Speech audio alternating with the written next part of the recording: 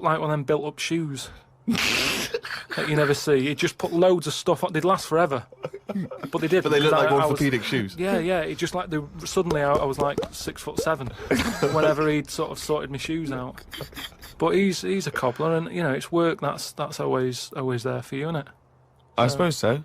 So you went out with to take Suzanne's shoes to the cobbler. Yeah, so that's it. Yeah, so I just took him to the cobblers and that was like a nice little job for the day. I got a leaflet through the door saying, you know, if you want to walk a dog, you know, the rates are good. I don't know what they pay and that. And I thought if I do that and get a paper round, 2 in 1. Sorry, you just went from a job, right, where you were the head of production at a radio station, dare I say it, on... can I discuss your... Well, it was an all right wage, yeah. It was very good. But I wasn't happy, so it's pointless. No, I know that, but to go from the head of a department on a lot of money to walking dogs and doing a paper round, I don't know. No, but it's about being happy, isn't it? I know, but that's commendable if that's true, but... okay. And all that right. makes you happier. Well, I haven't walked the dog yet, but I'm just saying if I do... I mean, I'm not taking it if it's raining. I'm just thinking if it's a nice sunny day and I fancy a potter, I'll go round to her and say, well, how much are you paying? I'll take the dog a walk and stuff. But I can't believe some of the words that have cropped up. Potter, cobblers, toffee shop. It's very, very strange. Do you live in Narnia? A lot of people are sort of emailing in sort of brainy stuff Brilliant. and getting a lot of stuff about philosophy Oh, yeah. and all that. Descartes, that's another one that's mentioned on an email. Descartes, Yeah. the French philosopher.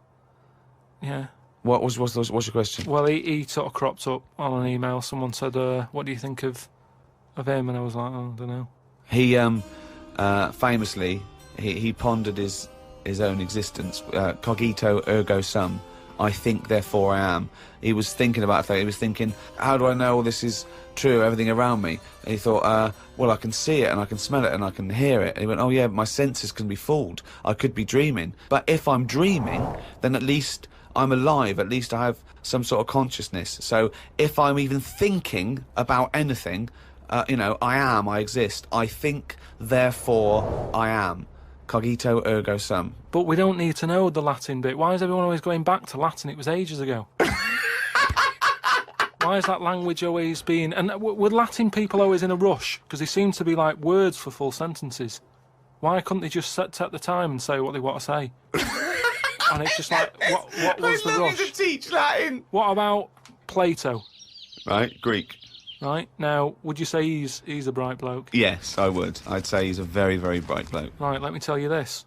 Right, if he's that bright, you know how he got killed? No. Got hit on the head by an egg. Fucking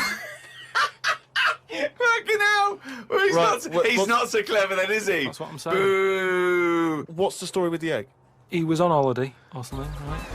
And He was on holiday. In Greece, probably. he was having a walk about, and a bird was flying over the sort of. This over the bird beach. was what? A great auk? What size bird killed him with his egg? It was a big one, yeah. Was it? And the way they used to crack An ostrich on a hang glider. the eggs open to let the kids out, they used to drop them on rocks. What bird is this? Dropping its egg to let the kids out? You're a maniac! You are a maniac! And Plato had a little bald head. Right. So from the top, the bird's there looking down, and it goes, oh, there's a little rock, I'll drop the egg. Hit him on the head, killed him. Now, this is what I was saying before about... I'm letting too much go now, because I'm so desensitised to his nonsense. I let him go. The bird saw Plato and said, there's a rock down there. Yeah. Well, if these birds are killing people with bald heads, you've got to be terrified. So, but listen, this is what I'm saying, though, right? Before about knowledge and that, how knowledge is hassle, or success is hassle. I think that was Newton. Knowledge is hassle. Now, why is Plato's intelligence got anything to do with the fact that this bird dropped an egg on his head? Because he was intelligent, and he's probably earning a nice few quid by giving out whatever messages he gave out. Yeah. He could afford to go on holiday to exotic places If he was working in a factory, he wouldn't have been on this beach with big birds dropping eggs, is what I'm saying. So, in a way, it backfired. His knowledge killed him. And that, I think, was Kierkegaard. His knowledge killed him. He shouldn't have been on the beach. He was only there having a break or whatever from doing what he does. It wouldn't have happened if he wasn't on holiday.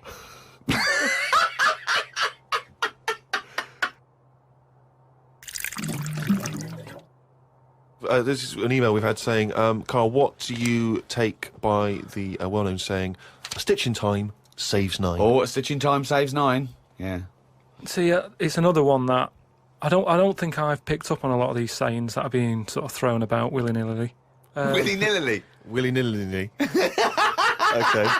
Willy-nilly. No, but I, again, it's one of them like last week. I've heard of it, but what does willy-nilly mean?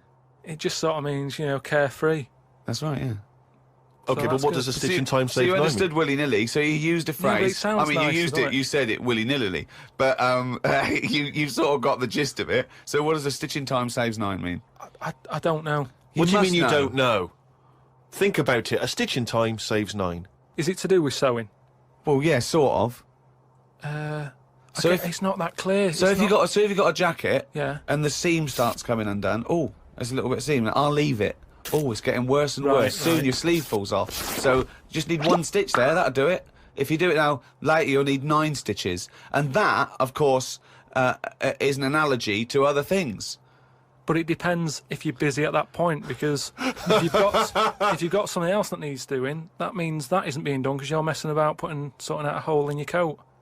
Is what I mean. Yeah. You can't always do stuff straight away. So maybe, I don't know. I don't know if there's a sort of a middle ground where you don't have to do it straight away, but stitching A stitch sometimes time, today. say in 15 or whatever, meaning you don't have to do it straight away, but just do it before it gets really bad. Brilliant. Do you think yours is less poetic than a stitch in time saves 9? So yours is, this is what you want it to be a quote, right? Where, well, you could do it now, but if you're doing something else, then, don't do it immediately, but do it soon so it doesn't get really bad. Karl Pilkinton. No, but it's the same. That's the same way I treat most things in life. It's like I never go to the doctors unless it's really That is sensible. bad. That is very good advice. No. That's brilliant advice Well, for it anyone is, though. listening. Never go to the doctors. Unless it's really bad. But that's why a lot of people, die because they don't want to bother the doctor, or they're mildly embarrassed, or they don't know symptoms, bad symptoms. Go to the doctor if you're not sure about something. Like you were terrified to go and have your prostate. Still not doing it. Why not? I wish you wouldn't talk about it because now Suzanne will listen to this and she'll go, "Oh yeah, you haven't been," and start dragging it up again. But why are you worried about a qualified doctor? I don't know what they're doing up there. What they What just year pop are the- we in? They. What are you talking about? They pop their finger up. That's what I mean, though. Why? Why are they still using the index finger? What, would you prefer the forefinger or the thumb, would No. you? No, what I mean is we've got. Or a thumb on a stick, some kind of thumb on a stick. Yeah, would you prefer it to A be mechanical thumb, a Oh, robot good. thumb. Why isn't it just a little camera? Well, they put the camera up if they initially discover something. But just put the camera up straight away. If I'm No, paying they for don't the need visit. to. They pop the finger up, feel that the prostate isn't swollen, wiggle it around a little bit up your back passage. What are you worried about? I don't think they need to do Are that. you in this embarrassed? day Are and you age. embarrassed about being in a room with your trousers around your ankles and a little fella's popping A his... little bit, yeah. Why? And the other thing is, it's not just that, is it? So you go in there, they check your heart out and that, which to me is the most important thing, because that's what keeps you going, isn't it? Yeah. You've got to go there. You Yeah. sat on the bus, stressing out, thinking, oh, in less than half an hour, I'm going to have a finger up the arse, right? What is the problem? And they go though? in, they check your heart, they probably check your testicles and that. What's up with that? They take your testicles, yeah. That's... Yeah, but it's all building, and you've sat there going, oh, soon that'll be happening. Yeah. And that's what puts me off. So if they just came round when you were asleep, Suzanne just let them in and goes, he's over there, right? Yeah. And they crept up and went, bang. You You go, what are you prefer doing? that? I just don't understand why they don't teach you how to do it yourself. How can they? Wow. How can they did? Imagine you squatting in a corner with one hand on your bollocks and the other finger up the arse going, it seems to be all right. Carl, you don't understand the phrase "a stitch in time saves 9." I don't think you should be doing any kind of invasive medical research in your own human body. But then Who knows what trouble you're going to cause? No, but then at least You would get stuck. Yeah. You would get stuck. Susanna come out, your fist would be up your own arse.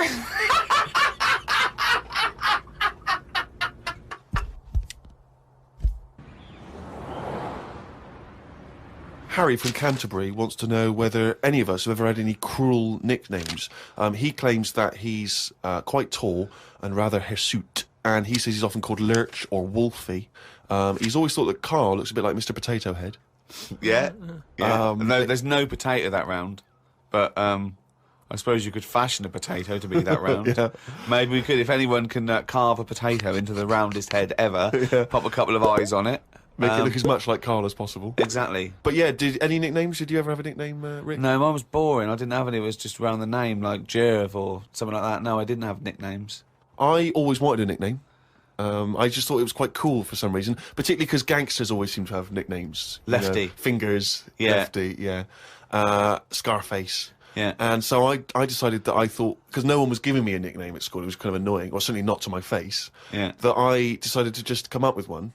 Yeah. And so I remember I was at lunch once, and I just said to my mate Phil, How old were you? 12, 13. Brilliant. I just said to him, Phil, don't know if you know, mate, but people aren't calling me Steve anymore.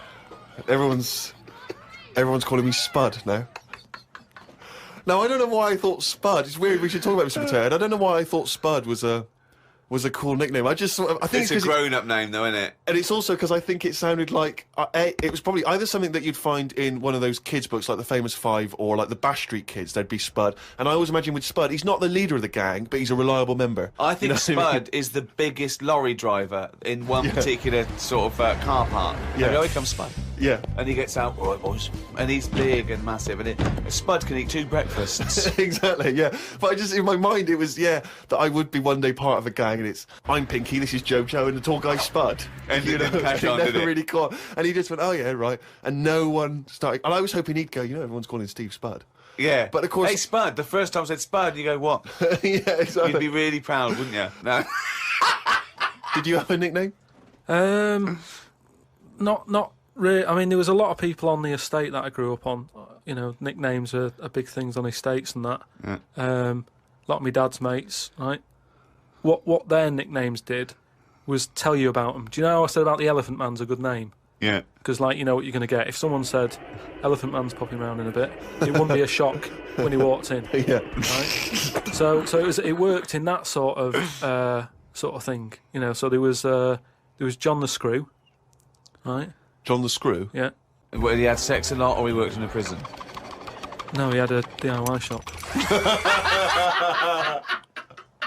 So you had him, right? There was Fred the Veg. Yeah. Which is I assume it's because he was at the same IQ as you. Or he was in a coma. Yeah. Right. There was my uncle, Tattoo Stan. All right. Yeah. He had like loads of tattoos that he'd just done himself. Oh my God. The problem was, because he did his tattoos himself, the ones on his left arm were really good. Because he was right-handed. On his right arm, rubbish. Right? So there was him. Great. And there was Jimmy the Hat. Jimmy the Hat? Yeah. Did he always wear a hat? No, he didn't. That was the point there. That he never wore a hat. That's amazing. Brilliant. How can you pick up on someone never wearing a hat? How would you ever notice? I'll tell you what, I've noticed something about Jimmy. What? Go on. He doesn't wear a hat. Why was he not called Jimmy the Parrot? Because he never carries a parrot. No, but that's just the way. I mean, that's how they work in it. I mean, Here comes Jimmy 3 Legs. Why'd you call him that? He hasn't got 3 legs. I didn't really have one apart from I had a CB. Like when you'd go on a CB radio and have a chat to people. Oh, this was a craze in the was it late 70s, early 80s? Sort of early 80s. And it was just short band radio, wasn't it? Everyone had these little handsets and they'd speak to each other in the sort of local area. Yeah, it was mainly, I think it started off with like lorry truckers drivers, and isn't that. it? Yeah, truckers, yeah, because there was that thing from like about 1977, Convoy. it was Convoy, yeah. Yeah, so I had one of them, and the handle, I had two Handle different mean names. is your nickname, your Yeah, name? there's loads of code stuff. Yeah. I had a couple. I had there was Pilky01, because Right. like I say, there's a lot of Pilkintons and that in Manchester. So if someone wants Pilky02, it's open. Do you know what I mean? They can have it. And then Like it's people scrabbling for, I want a Pilky one. and then because I did boxing and that, Well, you did it once. Yeah.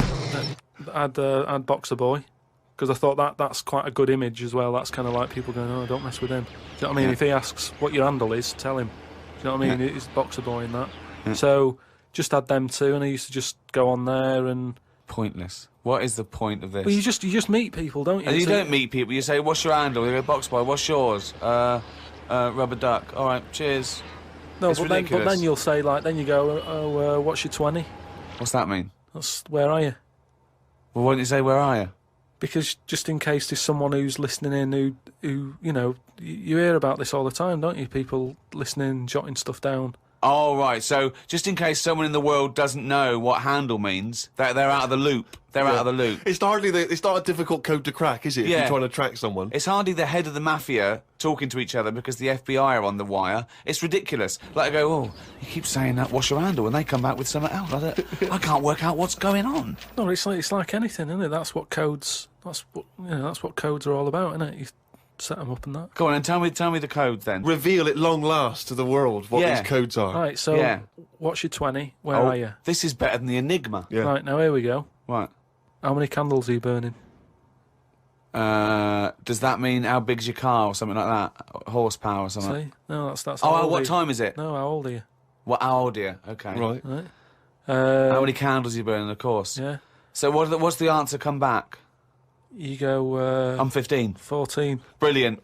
That code, there's no one going to work that out. I wish you'd have kept a diary of this, because this has been fascinating. Now and again, someone will come in and go side on, right? What's that mean? And that means like there's someone sat there listening into this chat and going, this sounds interesting. Yeah, no, it doesn't. Unlikely. Yeah. And they want to join in, so they sort of go side on, you go side on, bring it in, right? And they go, all right. How many candles are you burning? Yeah. What's your 20? That's it goes round again. Yeah. See you later. What's your 20? How many candles are you burning? Oh. And, I mean, it seems to me that what you should have done is made a note the first time, so that when you then speak to them again, you don't need to ask them those questions. Can I just confirm that you're burning 15? We do, of course, Rick, every week get thousands of emails. Emily from New York has asked Karl this. Karl, if you were on a sinking ship or you were in a burning building and you were with myself and Ricky, but you could only save one of us, I don't know why that's the case, but you can only save one of us, Yeah. who would you save? Would it Is be it- Ricky or would it be me? I think it's a two-man dinghy. Right, okay. Possibly. And we're trapped, and he knows that if he stays there to get both our legs out from under this thing... The girder. Yeah, that's he full on. dies, so he's got room, he's got time to save one. It's obviously me. It's hard to say, isn't it, at this point? What, it because depends what Steve's in the situation- room, you mean?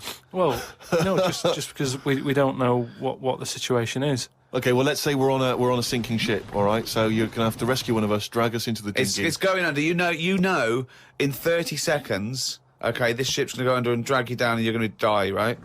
And our legs are trapped and you've got enough time to untangle one set of legs. Whose legs do you untangle? Now, just because my legs are long does not necessarily mean it's more complicated. No, it's exactly the same amount of time. Just have to make a choice. A terrible choice that Steve would not, hate you for. Well, no, listen, But don't forget, he all won't I'll be say around this- for long. He's going to drown in 30 seconds. Well- Forget him. So, bear in mind this, Karl. You are going to be stuck in a dinghy with Ricky Gervais, and who knows how long that's going to take. Think of all the head squeezing that's going to be going on, the comments, the wind. And do you honestly think that he's going to, if there's any provisions, that he's going to split them evenly with you? I mean, he's going to have drunk all the water, and there's only going to be about half an hour in. The food's going to be gone. Look at his gut. Look how much, of the food he's going to have to eat, the baked beans that you've got on board. Whereas on. me, you know how generous I am. I'm always sort of Oh, helping there you we out. go, Carl. I think he's put the nail in his own coffin there. You know how generous I am, Carl. Let's talk about that, Carl. Come on, think about that one. Yeah, I mean, have you forgot about that, Steve? What?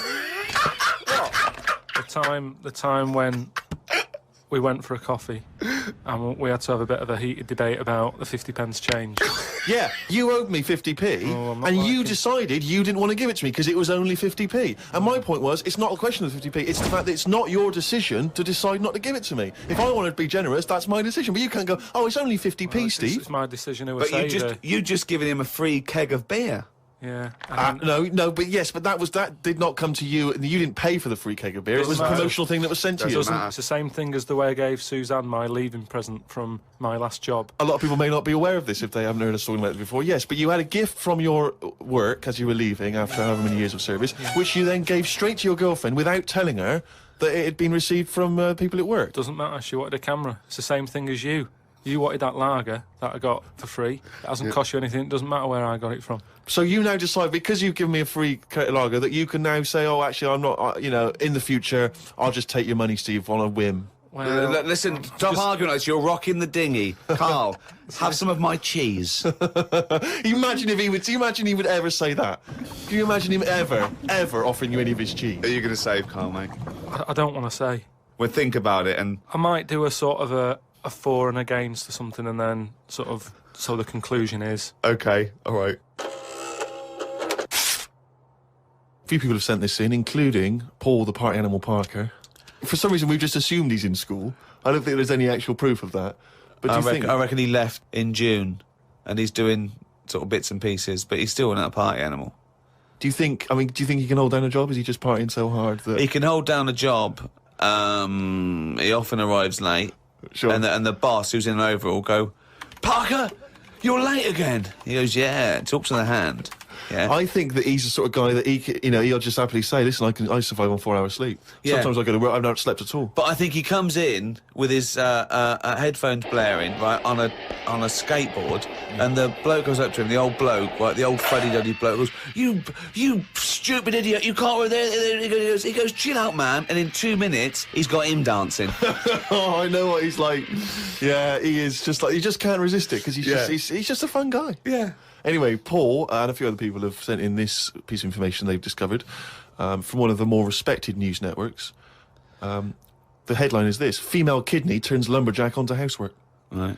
Now, a Croatian lumberjack apparently has claimed that he started enjoying housework and knitting after he was given a female kidney. He claims he's going to sue his local health authority because he says he's become a laughingstock. He used to enjoy heavy drinking sessions and things. The kidney transplant saved his life, but they never warned me about the side effects. I've developed a strange passion for female jobs, like ironing, sewing, washing dishes, sorting clothes in wardrobes, and even knitting. Well, if he likes it, what's the problem? It's nonsense. It's nonsense. Hold on, though. What makes me laugh is he's become a laughingstock. So what do you do when you become a laughingstock? Tell the newspapers. Well, yeah. Tell the newspapers about it, because then that'd keep it completely under wraps. Then. But it's the sort of medical nonsense that Karl would normally come out with. Absolutely. You take on the personality of the person who gave you their blood. Exactly. It's like those old horror stories, you get given a murderer's hand. Yeah. You go around killing. But there can be certain medical things that would change the way you think and would change you as a person. Say, like how they can do face transplants now. Yeah. Right? I mean, I don't quite understand how this face transplants work, because do you get a choice of who you have? If you have something done to your face and you go, it's burnt or whatever, or something happens to you and you need a face transplant. Well, if you totally changed your appearance, then you would eventually change because of how people reacted to you. Yeah, but if you gave yourself the head of an elephant, soon you wouldn't be yourself. But I wouldn't have it. I wouldn't have that. That's what I'm saying. If they had a catalogue and they said, here's some faces you can have, pick which one you want. Yeah. Would you be looked upon badly if you go, do you know what? I don't really like the look of any of them. Can I just wait for a better face? Or at this moment in time, have you just got to take what's on offer? Carl, there's no one looking through catalogues at faces they might be able to have. No, they do now because of the face transplant thing. But who are these people putting their face up for? They wait till someone... Yeah, I know, but at some point... Well, I tell you what, I would not have a face transplant if I haven't seen the face before I'm going to have it. You had to... I want to see what I'm having. Because I could end up with anything. You mentioned elephant's head. What, do you know what I mean? Whose head are they going to use? Is it the latest thing that's died? Oh, well, this got run over before. Yeah, I'll stick this on your head. Bro, where does this come from? Where are these mind? Where are these faces queuing up to be popped on a skull? Where do you think they have got time to put all these... Maybe this is why it won't catch on. I don't know. This is extraordinary. You've created in your own head the existence of this pamphlet, and now you're defending it, even though we don't know it even exists. And you're this skull on a hospital bed going, I'm not having that. I don't like the look of him. He looks a bit shifty. Oh, I don't like that. Oh, no. Can I ask this now? let's say we passed away sadly in something terribly tragic. The nation's mourned. You know, it's terrible. It's like one of the great national disasters. But you, at the same time, you survived the accident, okay, but your face is hideously disfigured. You can take either Ricky's face or mine to have. I'm surprised you're asking this, though, Steve.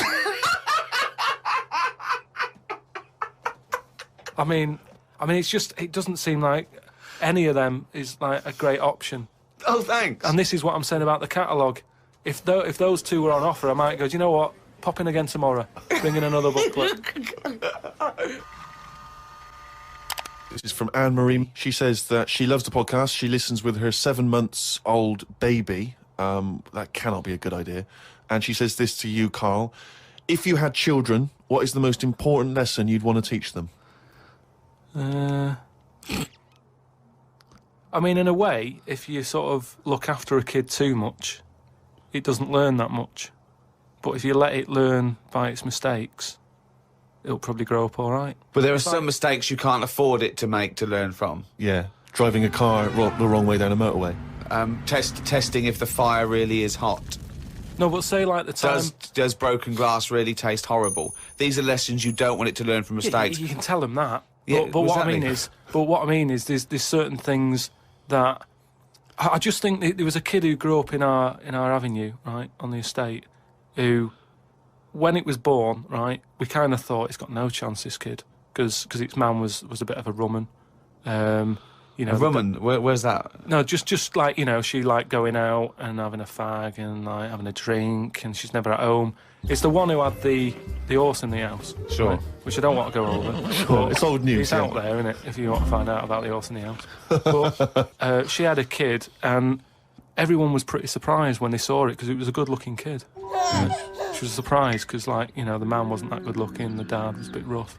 But it came out, and she was showing it around the avenue, going, look at this I've had. And she was chuffed with it, because it's probably like one of the newest things she's ever had, because everything else was always sort of second down and what have you. But suddenly she's got this brand new little baby, right? Anyway, as it grew up, right, those looks went. Right. And I'm not talking getting old, I'm talking by the age of about 3. It looked rough already, right? And all that just happened because that's the life it was in, right? Yeah. So like it had like a patchy head.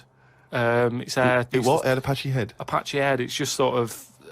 It wasn't a North American Indian. What do you mean, a patchy head? Just his hair was patchy. He used to chase sort of cars and stuff. Chase cars. Sorry. What do you mean? That's what he did for his. Sorry, did she let it get raised by wolves? No. But all I'm saying is that at the end of the day, what is it that makes a person?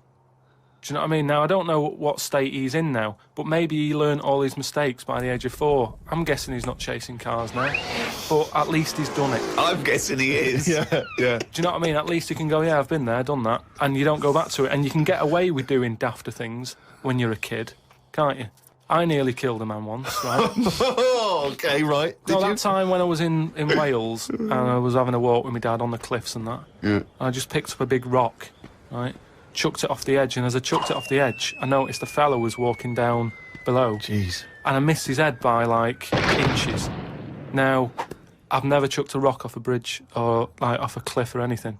And it only took one man to almost lose his life for you to learn that lesson. Yeah, but that's how you learn your lessons, isn't it? See, a lot of people would have said that maybe your dad should have said, "Hey, Karl, what are you doing?" No, but he didn't know I was doing it. I didn't say I'm going to chuck this off there. I just picked it up and chucked it.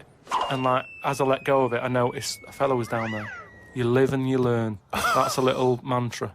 Right? All right. You live and you learn. So the woman who's had the kid, sort of look after it, feed it, make sure it's got shoes and that, but let it roam about. That's great. There's the advice for you, Anne-Marie. I love that. Good luck. Just let your 7-month-old baby roam about. Karl, a lot of people are absolutely fascinated to find out how you met Suzanne, your girlfriend of how long? Ages. Yeah. And they can't comprehend how, well, I suppose that there's any woman out there. Well, there's someone for everyone, isn't there? Yeah. That's always my thing. And it's reassuring, I think. You know, we've chatted about the face transplants and that. You know, there's a face for everyone. It's philosophy, isn't it? Yeah. I mean, it's really unbelievable. No, there is someone for everyone, no matter what condition you're in or whatever. Yeah. Because I read on the email, someone emailed in an old Chinese proverb. It's something about everything, no matter what it is, has got one talent. And that's the same way in a relationship, innit? That everyone, you know, there's always someone out there. And that I like the Chinese. There's another Chinese proverb that I learned on an email. Go on. He who cuts the wood up warms himself twice. Yeah, that's good. That's good. Yeah. And then someone sent in that one about too many Chinese cooks spoil the broth. What? Well, why is? Well, that's. I don't know. I don't know who slipped the word Chinese in there, but I heard it as too many cooks. Well, it was just all sort of Chinese proverbs and that. One of my favourite on the same subject is a camel is a horse designed by committee. What do you mean? Well, I mean, it's having a go at the camel, and it shouldn't. But it's just, you know, it's just a metaphor. And if you wanted to design a horse and you had that vision, but you let 12 people in the room have their say, it wouldn't come out as you wanted it to do, and it wouldn't be as good. A vision is more perfect than committee, because everyone having their say, it becomes anodyne, it becomes compromised. Whereas the best things you can do is have an idea and have a vision and auteur that. Rick, can I just say now, I can tell from his look that he's thinking, which committee designed the camel? Well, I'd say, why would you request the ump bit? Because that's just going to get in the way, isn't it? I mean, I've always said that about a lot of animals. It's like we've doubled up on a lot of them. We've chatted about elephants and mammoths, one or the other. And that's the same with a camel. I'd have that up there as what they're doing. They were good years ago in the Jesus times and that. Don't need them now. You know what I mean? We've moved on. Well, not people who use camels to cross deserts. What other? I'm communities. going to throw some animals at you, and you tell how you'd have improved them if you'd have been designing them. Okay? Mm-hmm. The octopus. So I can now go back. I can look at them and go, "What are they doing?" And where have they gone wrong? What's up with you? How could you improve it? Like the camel, you go lose the amp.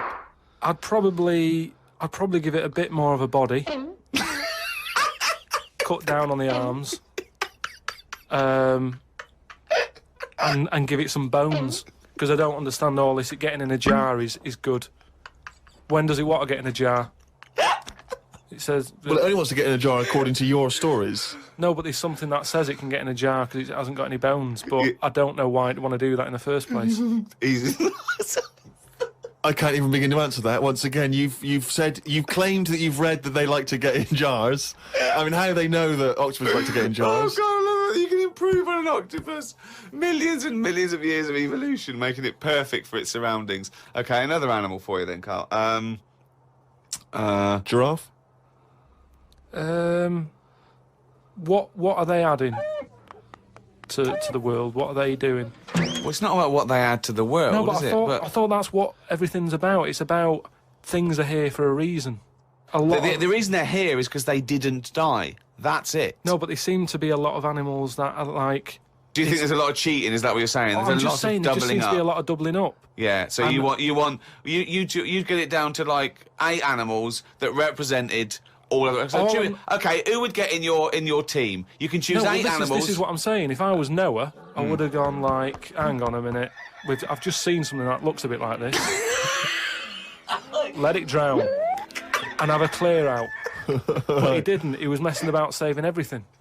He was instructed by God to save everything, to be fair to him. Yeah, but if he's been given that job, for me, he's sort of manager of that job. So you believe Noah as well? You believe Noah happened as well, and he built a boat big enough to catch 2 of every species. You actually believe that as fact, do you? Well, it's out there in book form. Brilliant. All right. We haven't answered the question that we started with. How did you meet Suzanne? Just at work. Thanks.